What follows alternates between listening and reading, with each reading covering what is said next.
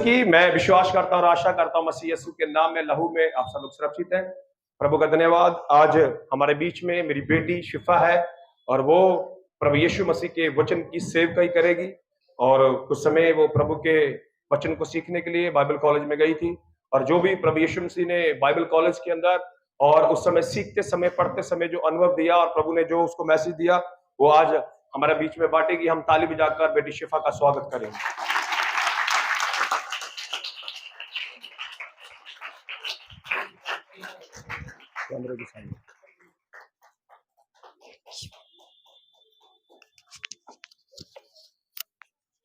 सबको जय मसीह की, जय मसीह की। थक गए आप लोग डांस करके? सब एक मेरे साथ बोलेंगे, हाथों को उठाकर प्रभु यीशु का हालेलुया बोलेंगे हम सब साथ। हालेलुया। जितने आपने हाथ उठाए उतनी आपको आशीष मिलेगी। आज मैंने कुछ प्रिपरेशन करी है जो मैंने वहां पे सीखा। मैं विश्वास करती हूँ आप अपने कानों को खोलकर और अपने मुंह को बंद कर प्रचार को सुनेंगे तो जरूर प्रभु यीशु आपकी जिंदगी में कार्य करेगा। आमीन। सबसे पहले हम एक दूसरे अपने पड़ोसी को बोलेंगे प्रभु में सदा आनंदित रहो। हाथ मिला के एक दूसरे को बोलेंगे प्रभु में सदा आनंदित रहो, स्माइल के साथ, खुशी के साथ। मैं विश्वास करती हूँ कि जहाँ पे परमेश्वर होता है वहां पे हम सब लोग आनंदित होते हैं। आमीन। अपने सरों को झुकाएंगे, आंखों को बंद करेंगे, वचनों में जाने से पहले प्रार्थना करेंगे। हालेलुया। सर्वशक्तिमान पवित्र परमेश्वर खुदावंद यीशु मसीह आपके पाक पवित्र चरणों में आते हैं। धन्यवाद करते हैं प्रभु यीशु। बहुत से लोग हैं जो आपके वचनों से रहित है मेरे पिता प्रभु यीशु। आपने हमें ये मौका दिया ताकि हम आपके वचनों को सुन सके प्रभु यीशु। क्या ही धन्य है वे कान जो आपके वचनों को सुनते हैं मेरे पिता प्रभु यीशु। क्या ही सुहावने हैं पैर जो प्रभु यीशु आपके वचनों को लेके आते हैं। प्रभु जी एक एक जन को आपके लहू में कवर करते हैं मेरे पिता प्रभु यीशु। आज सबकी स्पिरिचुअल आंखों को, स्पिरिचुअल कानों को खोल दीजिए मेरे पिता प्रभु यीशु। वो आपके वचनों को सुनकर प्रभु यीशु उसको मानकर उस पर चलने वाले होने सके मेरे पिता प्रभु यीशु। आज एक एक जन के जीवनों में कार्य कीजिए मेरे पिता प्रभु यीशु।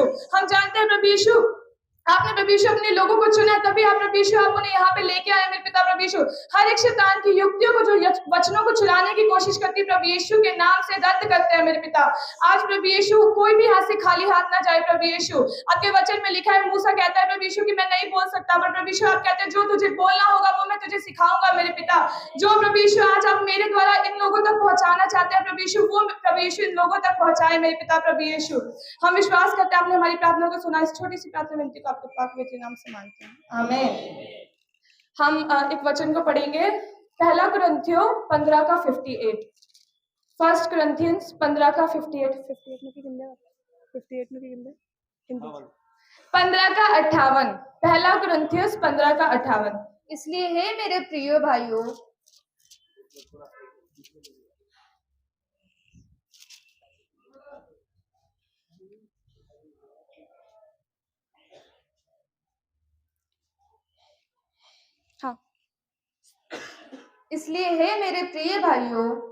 दृढ़ और अटल रहो और प्रभु के काम में सर्वदा बढ़ते जाओ, क्योंकि ये जानते हो कि तुम्हारा परिश्रम प्रभु में व्यर्थ नहीं है।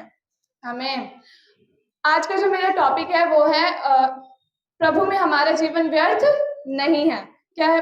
प्रभु में हमारा जीवन व्यर्थ नहीं है।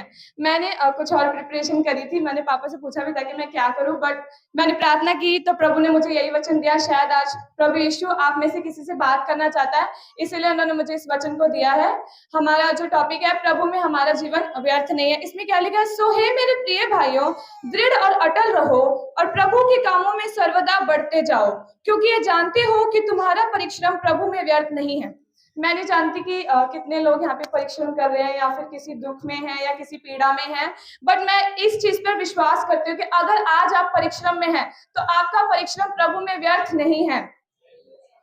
जो भी हम परमेश्वर हमसे बस एक चीज चाहता है कि हम उसमें अटल रहें, दृढ़ रहे। अगर हम किसी परेशानी का सामना कर भी रहे हैं, अगर हम किसी दिक्कत में है भी, तो हमें उस चीज पर स्थिर रहना है ताकि परमेश्वर हमें उस परिस्थिति से निकाले और हम दूसरों के लिए आशीष का कारण बने। अगर हम उस परीक्षाओं में नहीं पढ़ेंगे, अगर हम उन परिस्थितियों का सामना नहीं करेंगे, तो हम दूसरों के लिए आदर्श का कारण कभी नहीं बन सकते। अगर मैं बाइबल कॉलेज में ना जाती और अगर मैं दिक्कत, अगर मैंने भी वहां पे जाके कुछ मुसीबतों का, कुछ दिक्कतों का सामना किया, तो कभी भी अगर मैं वहां ना जाती तो मैं आज यहाँ पे आपके बीच में खड़े होकर प्रचार मीन्स प्रभु के वचन को नहीं सुना पाती।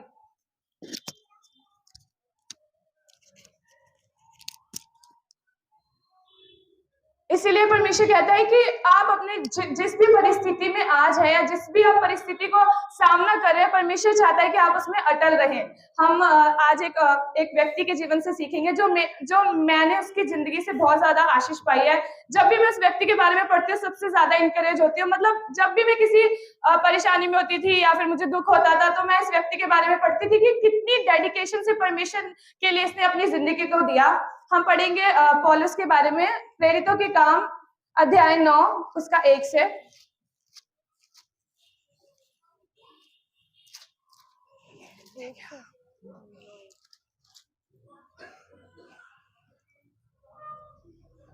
प्रेरितों के काम उसका 9 अध्याय उसका 1 वचन से। शाऊल जो अब तक प्रभु के चेलों को धमकाने और घात करने की धुन में था, महायाजक के पास गया और उससे दमिश्क के आराधनालयों के नाम पर इस अभिप्राय की चिट्ठियां मांगी कि क्या पुरुष क्या स्त्री जिन्हें वह इस पंथ पर पाए उन्हें बांधकर यरूशलेम ले आए। परंतु चलते चलते जब वह दमिश्क के निकट पहुंचा, तो एकाएक आकाश से उसके चारों ओर ज्योति चमकी और वह भूमि पर गिर पड़ा और ये शब्द सुना, हे शाऊल, तू मुझे क्यों सताता है। उसने पूछा, हे प्रभु तू कौन है। उसने कहा, मैं यीशु हूँ जिसे तू सताता है। परंतु अब उठकर नगर में जा, और जो तुझे करना है वह तुझसे कहा जाएगा। जो मनुष्य उसके साथ थे वह अवाक रह गए, क्योंकि शब्द तो सुनते थे परंतु किसी को देखते ना थे। तब शाऊल भूमि पर से उठा, परंतु जब आंखें खोली तो उसे कुछ दिखाई ना दिया, और वह उसका हाथ पकड़ के दमिश्क में ले गए। वह 3 दिन तक ना देख सका और ना खाया और ना पिया। अब 15 से पढ़ेंगे एक बार, 15 और 16। परंतु प्रभु ने उससे कहा, तू चला जा, क्योंकि वह तो अन्य जाति और राजाओं और इस्राएलियों के सामने मेरा नाम प्रकट करने के लिए मेरा चुना हुआ पात्र है, और मैं उसे बताऊंगा कि मेरे नाम के लिए उसे कैसे कैसे दुख उठाना पड़ेगा। पौलुस की जिंदगी में हम क्या देखते हैं, परमेश्वर ने उसे कैसे चुना। वो एक गवर्नमेंट जॉब करता था, परमेश्वर ने मतलब वो लोगों को सताता था, और परमेश्वर ने उसे कैसे चुना। परमेश्वर ने उस व्यक्ति को चुना जो परमेश्वर के लोगों को सताता था, और परमेश्वर ने उसकी जिंदगी में कार्य किया। जब परमेश्वर ने उसको इनकाउंटर किया, मेरी भी जिंदगी में ऐसा हुआ। जब मैं वहां पे थी तो परमेश्वर ने मेरे से बात की। जब परमेश्वर को मैंने देखा अपनी नजरों, मतलब मैंने परमेश्वर की उपस्थिति को अपनी जिंदगी में महसूस किया, तभी मैंने इस दृढ़ निश्चय किया कि मैं अपनी जिंदगी को बदलूंगी। शाऊल ने भी परमेश्वर को देखा और उसके बाद ही उसने उसकी जिंदगी बदली।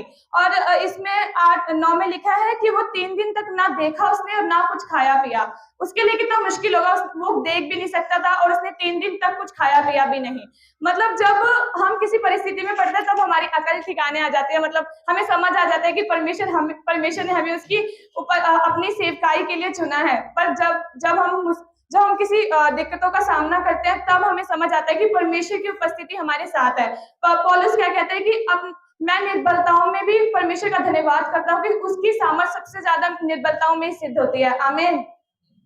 और परमेश्वर के 15 में लिखा है कि परंतु प्रभु ने उससे कहा कि तू चला जा, क्योंकि अन्य जातियों के लिए और राजाओं और इस्राएलियों के सामने मेरा नाम प्रकट करने के लिए मेरा चुना हुआ पात्र है। जब मैं यहाँ पे पीछे बैठती थी या यहाँ पे बैठती थी, मुझे कभी नहीं मतलब मैंने इस चीज को महसूस किया कि परमेश्वर मुझे यहाँ पे लेके आएगा और मैं परमेश्वर के वचनों में से बांटूंगी। हाँ, मुझे लगता, मैं पास्टर की बेटी थी, पर मैं इस चीज को कभी भी, मतलब मैं बोलती थी कि मुझे पास्टर की बेटी नहीं होना चाहिए था, क्योंकि शायद बहुत मुश्किल होता है पास्टर के बच्चे होना। लोगों के लिए आसान होता है, पर हमेशा बोलती थी कि मुझे तो पास्टर की बेटी होना नहीं था, क्योंकि परमेश्वर, पर मैं नहीं जानती थी कि परमेश्वर ने मेरे को चुना है और परमेश्वर ने अपने लोगों के लिए मुझे चुना है। मैं वहां पे जाके, जब परमेश्वर ने अगर हमें चुना है, लोग मुझे कहते हैं कि तू बाइबल कॉलेज में क्यों गई। अगर परमेश्वर ने आपको चुना है तो वो आपको चाहे जंगल में सिखाए, चाहे बाइबल कॉलेज में लेके जाके सिखाए, चाहे आपको जेल में जाके लेके सिखाए, पर परमेश्वर आपको जरूर सिखाएगा ताकि आप लोगों के लिए आशीष का कारण बने। और इतनी दिक्कत जब परमेश्वर ने उसको चुना, उसने अपने हृदय को परिवर्तन किया पौलुस ने। उसके बाद पौलुस क्या कहता है, हम एक और वचन को पढ़ेंगे, दूसरा कुरिन्थियुस 1:4।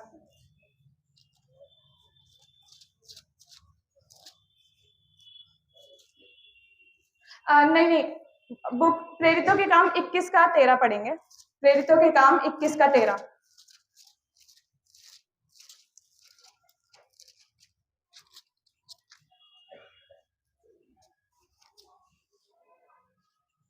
परंतु पौलुस ने उत्तर दिया, तुम क्या करते हो कि रो रो कर मेरा दिल तोड़ते हो? मैं तो प्रभु यीशु के नाम के लिए यरूशलेम में न केवल बांधे जाने ही के लिए वरन मरने के लिए भी तैयार हूँ। पौलुस इसमें क्या कहता है, पौलुस के लिए एक व्यक्ति ने भविष्यवाणी की थी कि इसको परमेश्वर के लिए सताया जाएगा। मैं पौलुस की जिंदगी के बारे में मैंने पढ़ा है। पौलुस एक बहुत ही अमीर व्यक्ति था, मतलब उस समय वो यहूदी था। जो यहूदी होते थे वो अन्य जातियों के पास कभी भी प्रचार करने के लिए नहीं जाते थे, पर जो पौलुस था उसने परमेश्वर को अपना जीवन दिया और वो यहूदी होकर भी अन्य जातियों में प्रचार करता था। पौलुस बहुत सी भाषाओं का ज्ञाता था, उसे बहुत सारी भाषाएं आती थी, बट फिर भी उसने इसमें क्या कहा है, मतलब उसने अपने जीवन को दे दिया। हमें लगता है कि सिर्फ जो कुछ कर नहीं सकते वही परमेश्वर की सेवकाई करते हैं, ऐसा नहीं है। अगर हम पौलुस की जिंदगी में से देखें तो सिर्फ पौलुस जैसा व्यक्ति उस समय में कोई नहीं था, बट फिर भी उसने अपनी जिंदगी को परमेश्वर के लिए दिया। अगर वो परिश्रम में भी था, उसने परमेश्वर को धन्यवाद किया कि परमेश्वर, वो क्योंकि वो जानता था कि परमेश्वर हर उस परिस्थिति में जिसका वो सामना कर रहा है, परमेश्वर उसके साथ है। वो क्या कहता है पौलुस कि तुम मेरे लिए क्यों रोते हो और मेरे मन को तोड़ते हो, कि मैं यरूशलेम में केवल बांधे जाने ही के लिए नहीं वरन मरने के लिए भी तैयार हूँ। हम अगर हमारी जिंदगी में ऐसी कोई भविष्यवाणी कर दे तो हम तो रोने लग जाएंगे या फिर हम चर्च को छोड़ के चले जाएंगे, बट पौलुस क्या कहता है कि मैं बांधे जाने के लिए नहीं वरन परमेश्वर के लिए मरने के लिए भी तैयार हूँ। हमें किसी भी चीज को लेकर कभी कुड़कुड़ाना नहीं चाहिए। जब हम कुड़कुड़ाते हैं उस चीज को शैतान भी देखता है, और जब हम उस चीज को लेकर कुड़कुड़ाएंगे तो शैतान हमें परमेश्वर से दूर करने की कोशिश करता है।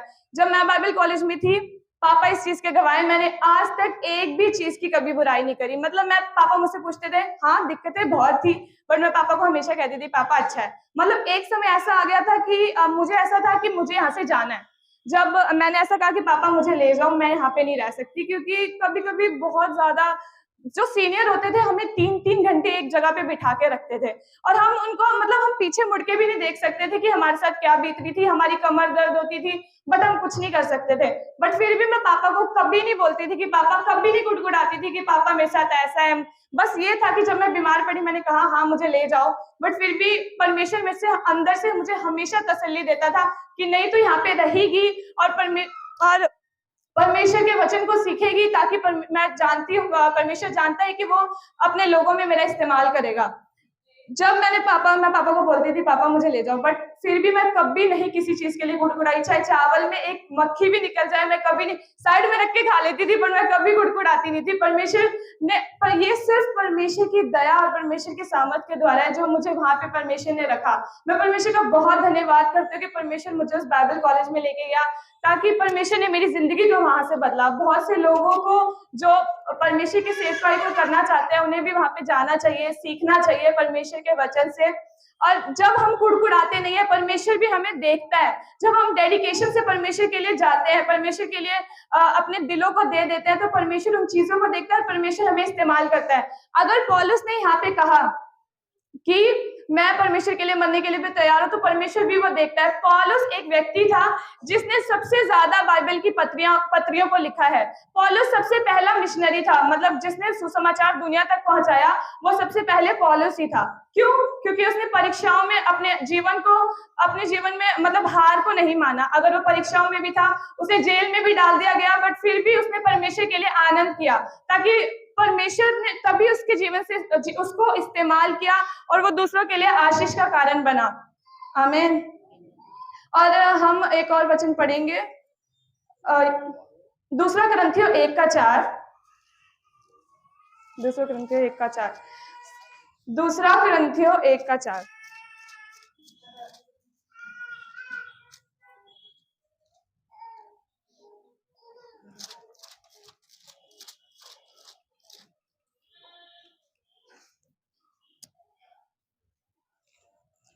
वह हमारे सब क्लेशों में शांति देता है, ताकि हम उस शांति के कारण जो यहोवा हमें देता है उन्हें भी शांति दे सके जो किसी प्रकार के क्लेश में हो। इसमें क्या लिखा है कि वह हमारे सब कलेशों में शांति देता है, ताकि हम उस शांति के कारण जो परमेश्वर हमें देता है उन्हें भी शांति दे सके जो किसी प्रकार के कलेश में हो। आज परमेश्वर आपसे बात करना चाहता है कि जब इसमें क्या लिखा है कि अगर हमारे लिए अच्छा सुसमाचार परमेश्वर ने हमें दिया, यूहन्ना 3 के बाद 16 में क्या लिखा है कि परमेश्वर ने अपना एक लौता पुत्र दिया ताकि जो कोई उस पर विश्वास करे वह नाश ना हो परंतु हाँ, तो परमेश्वर हमें चाहता है कि, और मत्ती 28 के 18 से 20 में क्या लिखा है कि परमेश्वर ने हमें ये आज्ञा दी है कि हम इस सुसमाचार को जो परमेश्वर पैदा हुआ दुनिया के लोगों तक पहुंचा सके। पर अगर हम ही उन दुखों में पड़े हैं, उन कलेशों में पड़े हैं, तो हम लोगों के पास इस अच्छे सुसमाचार को कैसे पहुंचा पाएंगे? जब तक हम अपने जीवनों को सही नहीं करेंगे, जब तक हम परमेश्वर से प्रार्थना नहीं करेंगे, तब तक हम दूसरों तक उसके सुसमाचार को नहीं पहुंचा सकते। हमें अपने आप को जांच कर परमेश्वर के सामने आना है ताकि हम दूसरों के लिए एक आदर्श का कारण बने। हम जब किसी मुसीबत का सामना करते हैं या फिर किसी दिक्कत में होते हैं तो परमेश्वर हमें उसमें शांति देता है। हमें सिर्फ प्रार्थना करने की जरूरत है। जब हम प्रार्थना करते हैं परमेश्वर हमें शांति देता है, और यही शांति को हमें परमेश्वर यहाँ पे पौलुस क्या कहता है कि हमें, अगर हम उन दिक्कतों में है भी तो हम उस शांति को परमेश्वर से लेते हैं, तो वही शांति को हमें लोगों तक पहुंचाना है। कल क्रिसमस है, हम सब जानते हैं, हम सब लोग कहते हैं कि बड़ा दिन है, नया दिन है, पर जब तक हमारी जिंदगियां नई नहीं हो जाएंगी, जब तक हम अपने जीवनों को सही नहीं करेंगे, तब तक हमारे लिए वो नया दिन नहीं हो सकता। हमें परमेश्वर से प्रार्थना करनी है। अगर हम किसी दिक्कत में है भी तो हमें परमेश्वर के और करीब जाना है प्रार्थना के द्वारा। हम एक वचन पढ़ेंगे, याकूब 1:12। याकूब 1:12।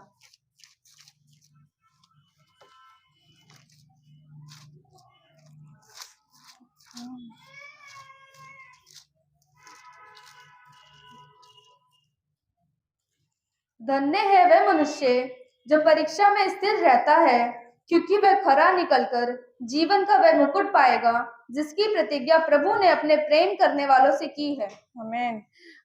इसमें लिखा है, धन्य है वह पुरुष जो परीक्षा में स्थिर रहता है।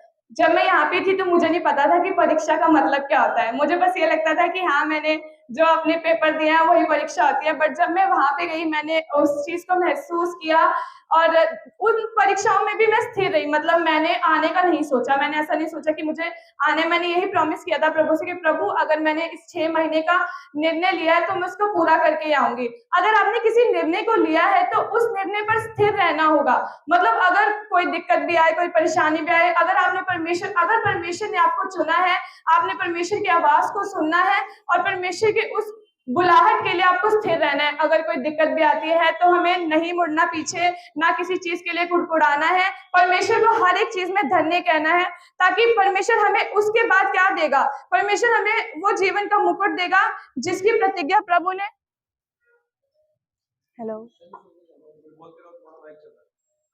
जिसकी प्रतिज्ञा परमेश्वर ने हमसे की है। वो मुकुट हमें परमेश्वर तब देगा जब हम अपनी परीक्षाओं में स्थिर रहेंगे। और हम एक और वचन पढ़ेंगे, 1 कुरिन्थियों 10:13। 1 कुरिन्थियों 10:13। 1 कुरिन्थियों 10:13।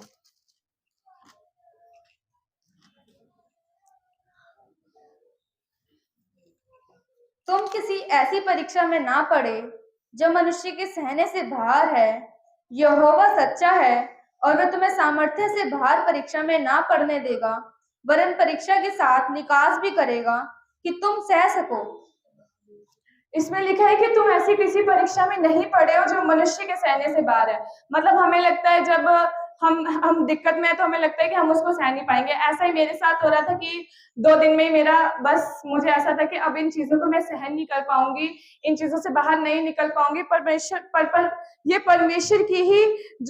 परमेश्वर का ही दया है, परमेश्वर की ही करुणा है, जिससे परमेश्वर ने मुझे इस चीज से निकलने में सहायता की। और आप भी अगर किसी दिक्कत में है तो परमेश्वर ही आपको उस चीज में निकलने में मदद सहायता करेगा।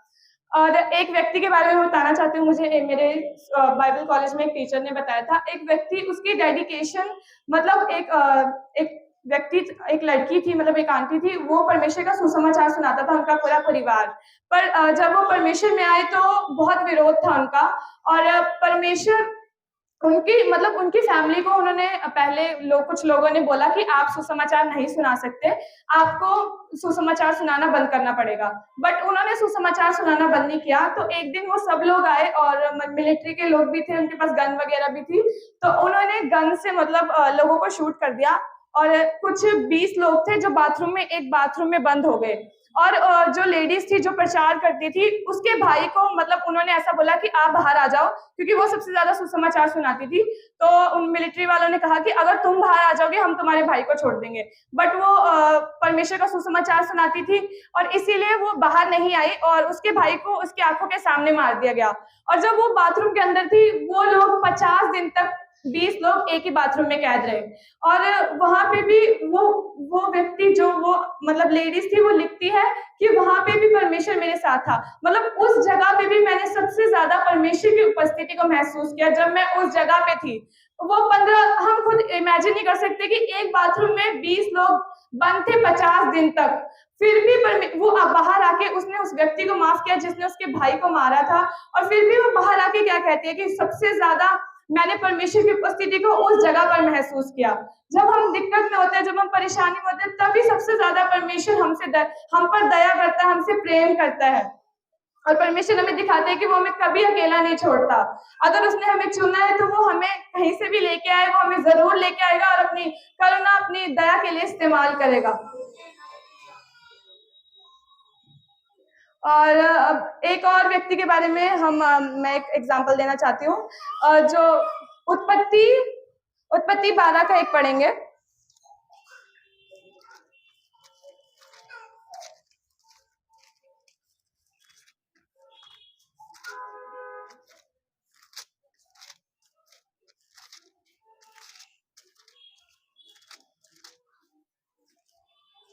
यहोवा ने अब्राम से कहा, अपने देश और अपने कुटुंबियों और अपने पिता के घर को छोड़कर उस देश में चला जा जो मैं तुझे दिखाऊंगा, और मैं तुझसे एक बड़ी जाति बनाऊंगा। बस।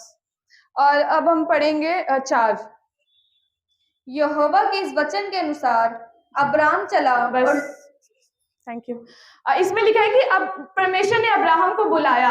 अब्राहम कौन सा व्यक्ति था? अब्राहम जो था आइडल मेकर था, जो मूर्तियों को बनाता था। परमेश्वर की उसने बस एक आवाज को सुना, उससे पहले उसको नहीं पता था। हम ऐसे किसी की आवाज सुन के एकदम से किसी को फॉलो नहीं कर सकते। पर यहाँ पे क्या लिखा है कि यहोवा के इस वचन के अनुसार अब्राहम चला। जो वो मूर्तियों की पूजा करता था, बट शायद उस मूर्तियों के द्वारा उसको कुछ नहीं मिला। परमेश्वर ने जब उससे बात की तो अब्राहम ने परमेश्वर की आवाज को सुना। जब तक हम परमेश्वर की आवाज को नहीं सुनेंगे, परमेश्वर हमें इस्तेमाल नहीं कर सकता। इसमें लिखा है कि अगर हम परमेश्वर की आवाज को सुनते हैं, परमेश्वर टेस्ट भी करता है।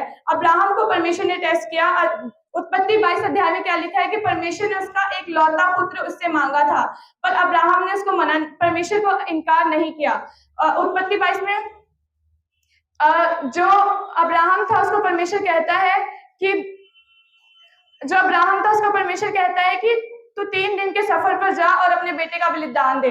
जब वो उन 3 दिनों में जब वो जा रहा होगा तो उसके लिए कितना मुश्किल होगा अपने बेटे का बलिदान देना। कोई भी अपने बच्चों से कितना प्रेम करता है। उसके पास उसके एक लौते पुत्र को भी वो देने के लिए तैयार हो गया, और परमेश्वर ने उसके द्वारा बड़ी जाति बनाई। हम 12:3 को पढ़ेंगे। जो तुझे आशीर्वाद दे उन्हें मैं आशीष दूंगा, और जो तुझे कोसे उसे मैं श्राप दूंगा, और भूमंडल के सारे कुल तेरे द्वारा आशीष पाएंगे। आमीन। इसमें क्या लिखा है कि अगर अब्राहम ने परमेश्वर की आवाज को सुना तो परमेश्वर ने उसका इस्तेमाल किया, और परमेश्वर ने उसे जातियों का पिता ठहराया। आमीन। ऐसे ही अगर हम भी परमेश्वर की आवाज को सुनते हैं, अगर हम परिश्रम करते हैं, अगर हम भी परमेश्वर ने चुना है, तो परमेश्वर हमें इस्तेमाल जरूर करेगा। पौलुस की जिंदगी से क्या, अगर पौलुस भी पीछे हट जाता, वो सोचता कि मैं तो गवर्नमेंट जॉब करता हूँ और मैं परमेश्वर की सेवा नहीं कर सकता, तो फिर शायद कभी भी वो परमेश्वर उसका इस्तेमाल नहीं करता। कभी भी वो 14 पत्रियां कभी नहीं लिख पाता। ऐसे ही मेरी जिंदगी से मैंने मैंने गवर्नमेंट जॉब की भी प्रिपरेशन करी, मैंने ग्रेजुएशन भी करी, और मैंने ट्रैवल का काम भी सीखा, मैंने इंग्लिश भी सीखी, कंप्यूटर भी सीखा, पर मैं इस चीज को परमेश्वर के वचन को मतलब मैंने 400 से 500 बुक्स पढ़ी होंगी, पर जब मैंने इस किताब को पढ़ा और जब मैंने इस किताब को अपनी जिंदगी में, बाइबल को जब अपनी जिंदगी में लागू किया, तब मैं विश्वास करती हूँ कि इस बाइबल, इस किताब से ज्यादा अच्छी और कोई किताब नहीं हो सकती जो हमारे जीवन को बदल दे। अगर मैंने कितनी भी बुक्स पढ़ी हो, मैं कभी कभी सोचती थी कि शायद सच में प्रभु होते हैं, बट जब मैंने इस किताब को पढ़ा, इस किताब में से हर एक हिस्ट्री ली गई है। आज मैंने इतिहास भी पढ़ा है और इसमें ही मतलब जितने भी लॉ बनाई गई, जितनी भी व्यवस्था बनाई गई, जितने भी आजकल नियम है, कानून है, वो सारे इस वचन से लिए गए, इस बाइबल से लिए गए हैं। यही एक सच्चा वचन है, एक जीवन है जो हमारे जीवनों को बदल सकता है। अगर हम इसको पढ़ते हैं तो यही हमें इसके द्वारा ही हमारे जीवन बदलते हैं और परमेश्वर हमारा इस्तेमाल करता है लोगों के लिए। आमीन। मैं यही आप लोगों से प्रार्थना करना चाहती हूँ कि अगर आप किसी परिस्थिति में आज है भी, मैं नहीं जानती, अगर आप किसी दिक्कत का सामना कर भी रहे हो तो उसमें स्थिर रहो, परमेश्वर की आवाज को सुनो, क्योंकि परमेश्वर की आप अगर उसमें स्थिर रहोगे तो आप उसमें परमेश्वर आपको एंड में जाके बड़ा प्रतिफल देगा। अगर मैं उन 6 महीनों में वहां नहीं रुकती तो आज मैं यहाँ पे खड़े होकर नहीं बोल पाती परमेश्वर के लिए। मैं यही चाहती हूँ कि आप परमेश्वर के वचनों को पढ़ें और परमेश्वर के प्रार्थना करें, जो आपकी परमेश्वर ने जो जिसके लिए आपको चुना है उस कॉलिंग के लिए प्रार्थना करें, ताकि परमेश्वर आपका और भी आगे इस्तेमाल करें। इस छोटे से वचन के द्वारा परमेश्वर आपका आशीर्वाद।